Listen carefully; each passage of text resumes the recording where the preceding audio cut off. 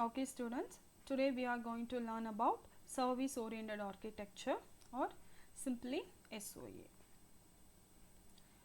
Service oriented architecture is an important step in the evolution of how applications are built and integrated, focusing on creating reusable software components through interfaces.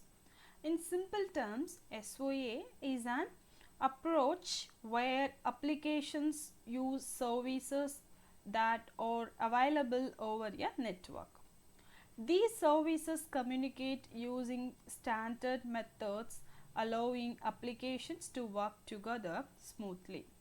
Each service in SOA performs a specific business function, making it a standalone unit.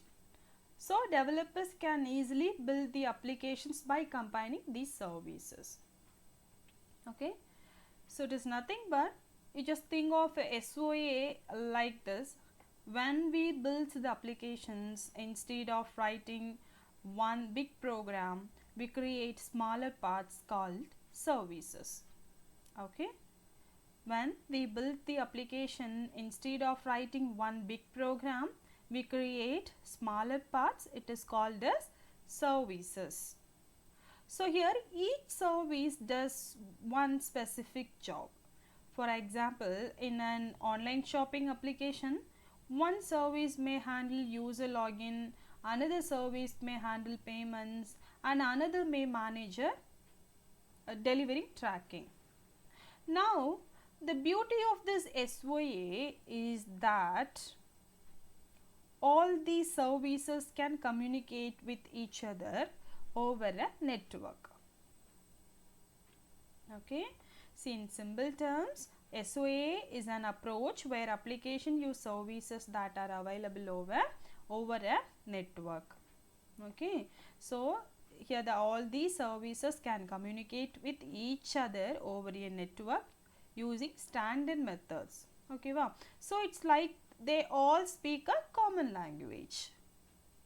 Because of this, developers can easily reuse these services and combine them to make larger applications rather than building everything from scratch.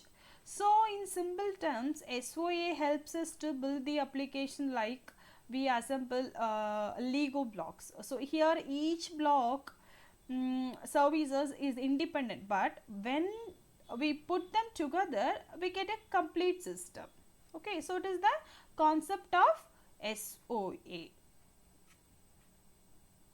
Okay, see here SOA is different from microservices because it generally uses larger, more complete services so that can work across different software system and business areas. SOA allows users to combine multiple services to create complex applications. So, it follows a set of design principles that ensure different parts of the system can work together as a whole. SOA based system offer reusable interoperable services that can be used in various software solutions across different business fields. In SOA, the services are usually larger and more complete. So, they are designed to work across different software systems and even across the different business areas. So, for example, you just imagine banking service that can be used by the mobile application, right? The ATM and even by a third party financial application. So, that is a big reusable service very typical of SOA. One of the main strength of this SOA is that we can combine the multiple services together to create more complex application. So, instead of building everything new, we connect and reuse existing the services. Okay. So, one of the main strength of this SOA is that we can combine the multiple services together to create more complex application. So, instead of this building everything new, we connect and reuse the existing services. Also, SOA follows a set of design principles. So, these principles make sure that all the services can communicate and work together as a whole system. So, no matter where they are used. Okay. So, SOA based system gives us the reusable interoperable services, meaning the same services can be used in many different software solution and in many different business fields. So, that is why the SOA becomes such an important architectural styles in the industry. Okay. And the next one, see this flowchart: service provider and service consumer. So, here we can get the service responses. Okay. Send the service request and get the service responses. Okay. So, services can gather the data from other services or create a series of steps using the multiple services to fulfill a request. So, this is called service orchestration. Okay. So, another way services interact is service choreography. So, where the services work together in a coordinated way without a central controller. The first one, services can gather data from other services or create a series of steps using multiple services to fulfill a request. This is called a service orchestration. Okay. You just think of it like this, each service is small building block. SOA gives us a way to connect these blocks in a right order to make a complete structure for. So, in an online travel booking system, one service may handle the flight reservation, another may manage hotel bookings, and another may deal with the payment processing. Okay. In an online travel booking system, one service may handle the flight reservation, another may manage the hotel booking, and another may deal with the payment processing. So, when we combine them, the user experiences a single smooth travel booking application. Okay. Now, the reason this works so well is because SOA follows a set of design principles.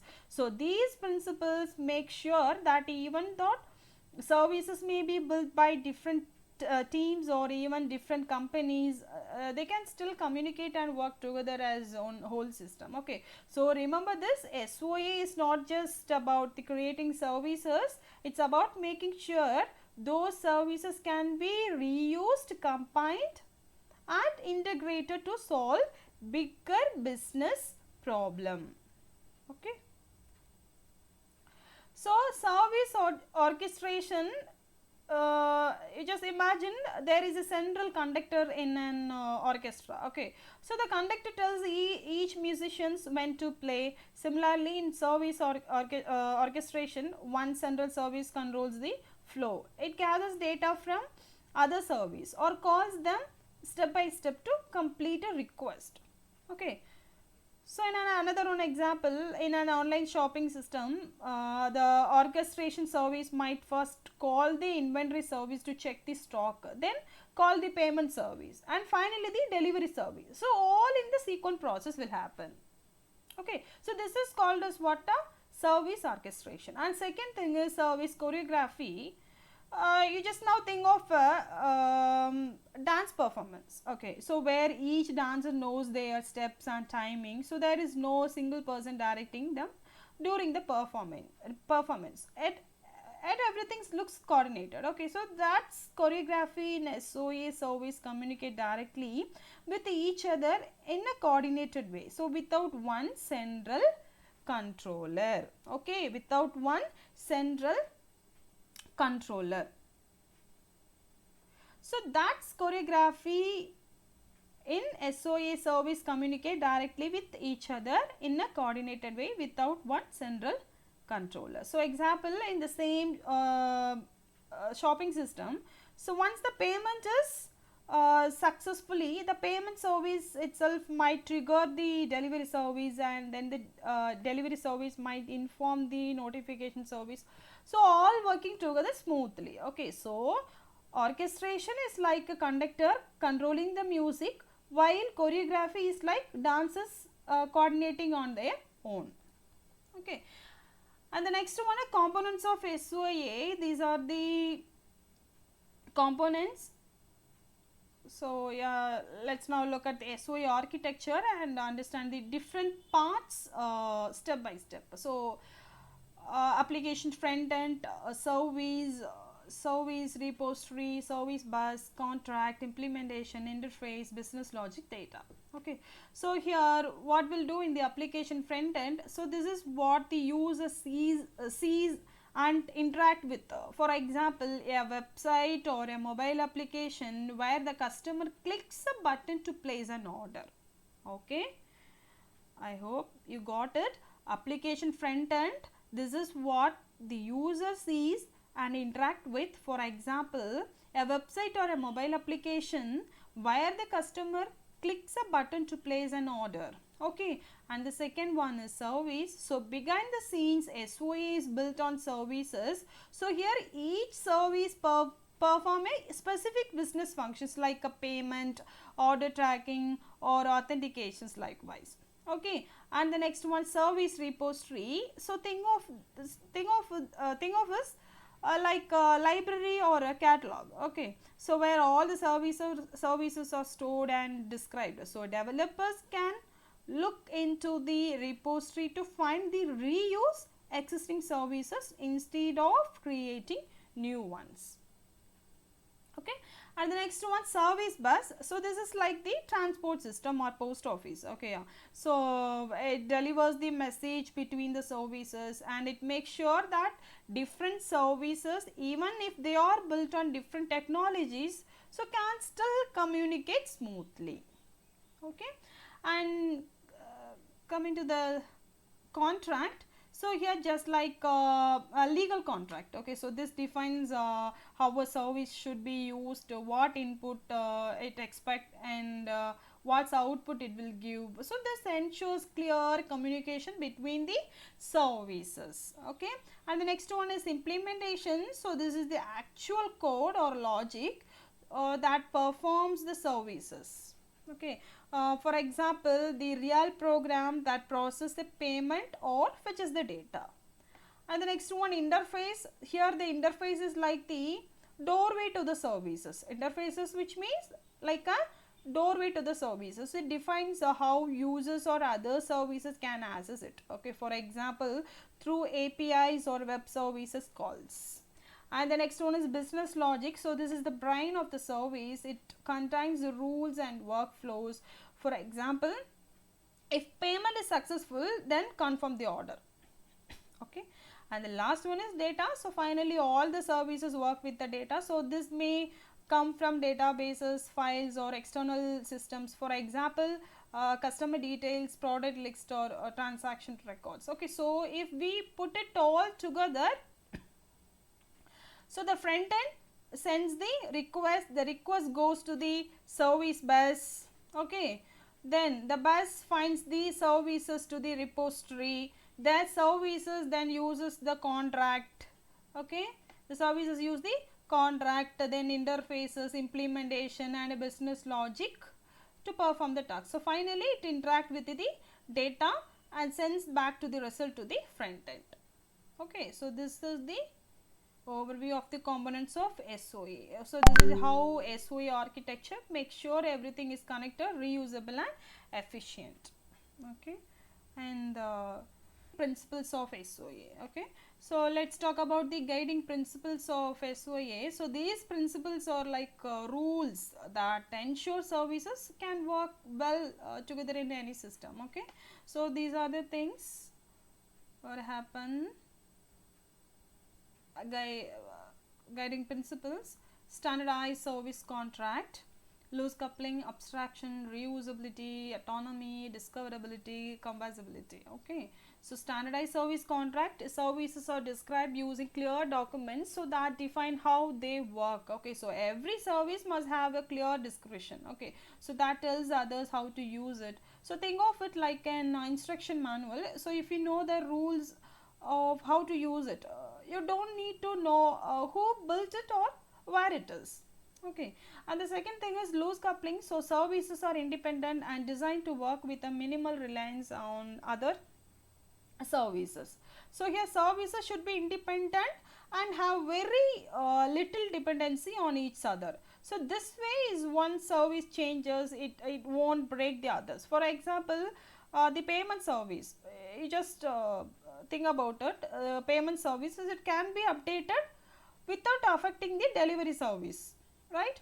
And the second and the third one is abstraction.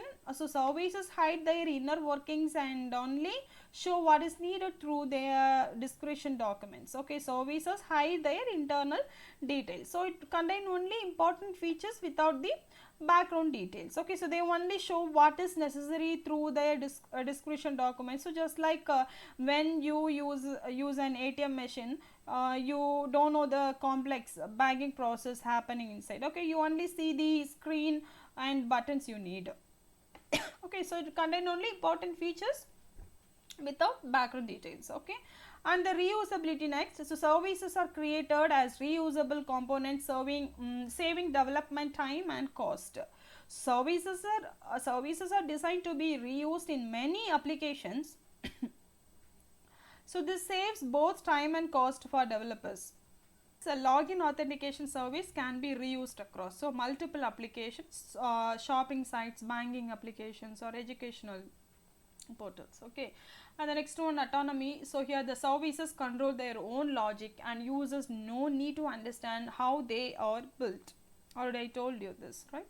So here each service has a full control over its own logic. So a user or other services don't need to know how it was built or how it works inside, so they just use it.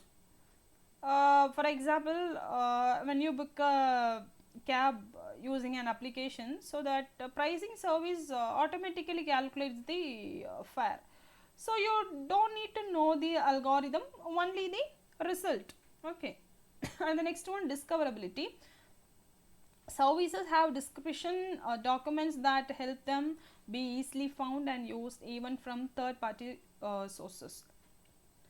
Services should be easy to find and understand. So this is possible because services have description documents like web services, so that tell the developers what the service does and how to use it. And the next, compatibility. Services can be combined in different ways to create the complex task, helping achieve business goals. So services can be combined in different ways to carry out more complex tasks. For example, in an online travel portal, a flight booking service, hotel booking service, and the payment service can all be combined to create a full travel package, right? So this makes it easy to achieve the bigger business goals by reusing smaller building blocks. So dear students, the ideas is that SOA services are independent, reusable, discoverable, and composable. Okay, so which makes them very flexible and powerful for building the application. Okay, and the advantages of SOA. So yeah, let's look at the advantages of SOAs. Why it becomes such a popular architecture in the software industry.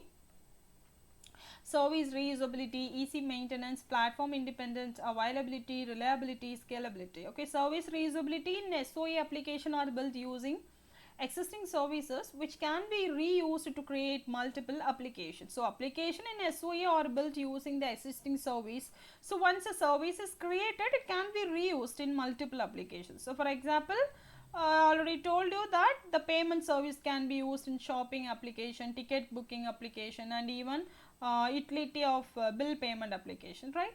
And the second thing is easy maintenance. Yeah, of course, since services are independent, we can update or modify one service without affecting others. So this reduces risk and makes maintenance easier. And the next one, platform independent.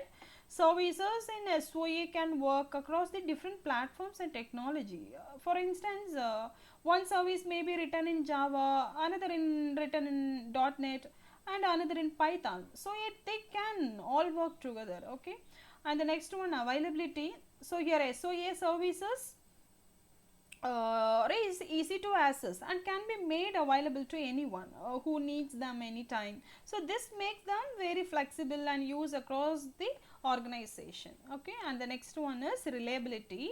So since application are divided into smaller parts, smaller services, so fixing an issues become much easier.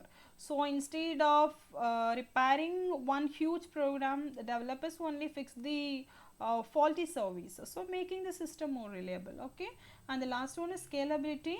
Yeah, the services can run on different servers, so this makes it easier to handle more users and higher traffic by simply adding more servers where needed. Okay, so in the summary of this, advantages of SOAs gives us reusability, easy maintenance, platform independent, availability, reliability and scalability. So which are the reasons industry adopted it widely. Okay, and the next one, disadvantages of SOA.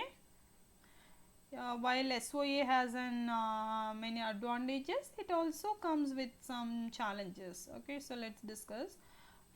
The first one, high overhead. Okay, so a validation of input parameters of services is done whenever services interact with decreases performance as it increases load and response time. Okay, so here every time service interact, so the system validates input parameters and exchange the messages. So this extra processing increasing the load and can slow down response time, so especially if many services are interacting at once. Okay, and the next one is high investment. A huge initial investment is required for SOA. Yes, of course. So implementation SOAs requires a large initial investment. So organization needs to spend money on infrastructure, training and development to set up service and service buses. Okay, so one is complex service management. So when multiple service communicate, so they exchange the millions of messages in larger systems. So managing all these messages and ensuring proper coordination can become very complex and cumbersome. Okay, so while SOA is a powerful and flexible, we need to plan carefully and manage resources well to handle these challenges. Thank you.